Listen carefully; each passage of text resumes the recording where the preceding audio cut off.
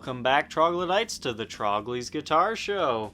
Hey, today we've got one of these solid body 335s called a 335S, S meaning solid body. Now this is a version of this guitar I have not had on the channel before. I've had, I think, one or two deluxe models, which has a glossy finish with usually a fancy looking finish on it, like silver burst or sunburst. There's also a wine red. But this is one that not everybody knows exists. If we look here on the truss rod cover, it says Firebrand because the Gibson logo is Firebranded on, and 335S Custom. This is the only time that I'm aware of in Gibson history that a custom ranks lower than a deluxe. Because these have a standard base model, which pretty much just looks like this, except for it doesn't have the factory coil tap. It still has the Dirty Finger Tim Shaw era pickups, but these ones have a double lead, so they can be coil tapped. So from standard, you don't have this coil tapping business, and then it goes to the custom, which has the coil tapping business, then it goes to deluxe. The deluxe, as I mentioned before, got a nice gloss finish, just like a regular Les Paul custom. Silver burst, wine red. There's also some tobacco sunburst ones. But they also got ebony fretboards. Another difference between the two is the standards and customs got these really unique tuners to them. You can see they have pearl tips, and as far as I'm aware, this is the only Gibson branded Schallers with pearl tips that look like the normal Schaller buttons. Obviously you have the Les Pauls that have them, and these are not the same as the Spotlight Special Antique Natural ones either. So if you find a set of these original for sale separately, you know it had to have come from one of these guitars. So without any further ado, let's take a look at this guitar. Alright, as previously mentioned, this is a Firebrand custom, so the Gibson logo is Firebranded. I would love to find one of the original stamps that they used to Firebrand it. I think that'd be really cool. I think I remember seeing somebody that had one. You can see you've got just very light wear on the headstock here. Again, very unique tuners on this model. Now, I love this fretboard. I don't know if the lights are doing it justice, but it's a really like a milk chocolate brown to it. And the frets, they do show some flattening to them. I think they could use a re-crown job to be, even better player. But as of right now, it just plays well with some minor fret buzz kind of towards the middle due to the flattening of the frets. The condition of this guitar is excellent. I mean, you've got some very light buckle worming marks and some picking scratches, but for being a 1980, this thing is pretty darn clean. I think it's a 3 or 4 piece top, and if I shine it in the light like this, there is some figuring to the wood, which I thought was really cool, especially in this area. You have your factory speed knobs here, which show beautiful aging. And again, factory coil tap. This was not added aftermarket. It just pretty much splits the coils. Take a look at the sides here. You can see the side has some figuring to it as well. This really is a nice example. Here you can see a small little impression. And the buttons are Schallers. That's the only replaced part on this guitar. Back of the headstock, serial number 81790520, made in USA, Nashville model. It still has the volute, and these are all Mahogany guitars. And Gibson recently reissued these as all maple. I don't understand why, because the originals were Mahogany as far as I'm concerned. You can see the neck on this one is in good shape. I would definitely describe this as the typical 60s profile from the 70s and 80s. It's definitely not huge. It's not super pencil thin, but it's what I consider, that perfect 60s profile. You can see on the back of the guitar here, you can see this area of wood's a little discolored. You'll see that quite often on these Firebrand models. I'm sure I've documented a few guitars on my channel like that as well. They got some light figuring to the wood once again. Overall, 335S guitars, I think they're really cool. These guitars are more expensive than the Paul because they're more rare because they made them less years. So If you're looking for just strictly a rock and roll player, I would suggest passing on one of these. It's not that they're bad guitars, it's just for the money, I think the Paul is a better choice. However, if you want a kind of a unique and rare guitar, they're very cool. I mean, they're not outrageously priced. You'll typically end up paying, a small premium over a stock the Paul. But if you've decided that you want one of these, this is the one I would actually suggest going for, the Custom. I really like this type of finish. It's kind of a satin finish, but it doesn't feel cheap. I love the feeling of the neck because it's almost like you're touching raw wood, but there's a little bit of a protective coating over it. And I think that's why I instantly fell in love with this guitar. Now, I'm with ya. The deluxe models are beautiful. I love their ebony fretboard, awesome finish, but I just find the nitro on the back of the neck is a little sticky in comparison to this. So I would definitely suggest hunting down one of these customs if you're not as worried about the aesthetics of the guitar, if you just want a straight up rock and roll machine. Because hey, it has the exact same electronics. So definitely check one of these out, and if you're not a big fan of this body shape, definitely get it the Paul, all stock.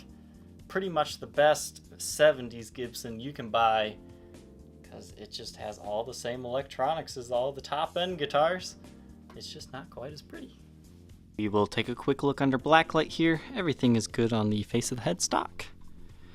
And on the body, everything's in good shape as well. You can see you've got some light finish wear just from resting against a player's body and their arm. But you don't see that under regular lighting. Speed knobs are glowing the way they should. So everything's good on the front. After looking at the back here, I'm a little surprised. You got a little bit of finish wear up there. You've got a little bit of stand wear along the sides that you really don't see under regular lighting, but no breaks, cracks, or repairs. But I would have never have guessed this. The very light satin clear coat over it has been worn off on the neck. I didn't think this thing had been played at all, but wow. Under Blacklight, you can really see that. Under normal lighting, you cannot at all. But the back of the guitar is in great shape. Take a quick look at the sides here. Everything is good. Just some, once again, it's a very thin finish that's on these guys. This guitar weighs 8 pounds, 2 ounces. This guitar still retains its original case. You can see you've got some light sticker wear on it from stickers that used to be on it. Some light scuffs, but nothing too bad. Now this is the first custom I've had. Their cases are a little different. They got these square latches here. I don't personally like them as much. They're a little harder to use, I think. But you have that locking latch. The handles are good on these. But once again, you have, it looks like 4 latches, none on the back. But what I do like about these custom cases is that they actually fit the guitar. For whatever reason, the deluxe version of this guitar does not fit in its original case very well. For some reason, the guitar is just a little bit too long. You kind of got to cram them in there. So this one's in pretty good shape. No case candy or anything, but nice red interior. No crazy smells to it or anything. The cleans will be running through a Gibson Super Gold Tone GA30RV. The dirty tones come from a Marshall JMP 1C.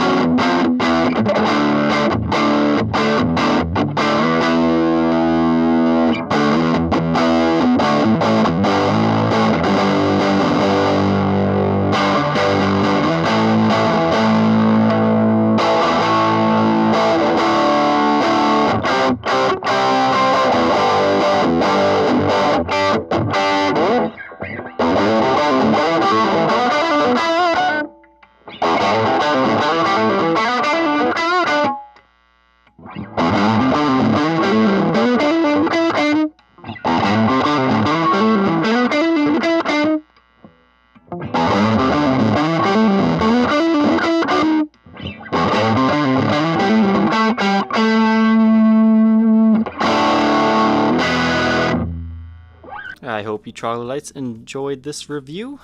This particular guitar has already been spoken for, but feel free to contact me on my Facebook page and I can help you find another. Facebook.com/Troglys, Trogoys. Thank you, Troglodytes, for tuning in today.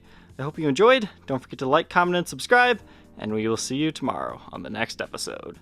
Take care.